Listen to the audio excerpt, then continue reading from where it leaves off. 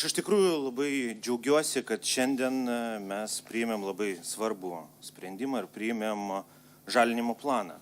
Tai yra labai svarbus žingsnis į priekį ir vienas iš, galima sakyti, reikšmingiausių mūsų koalicinės programos tikslų.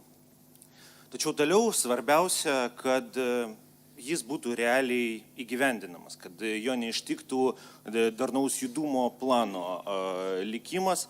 Ir norisi, kad realiai šis dokumentas taptų ne tik priemonė gauti ES lėšas, o taptų tikrų kaip vadovėlių, kurio visi vadovautųsi mūsų miesto žalinimo klausimų. Tai tikiuosi, kad šis planas taps tikrai kasdieniniu pagalbininku tiek savivaldybės darbuotojams, tiek rangovams. Tai tokiu dokumentu, kuriuo bus patogu remtis, planuojant ir įgyvendinant projektus. Ačiū kolegos už šitą gerą sprendimą.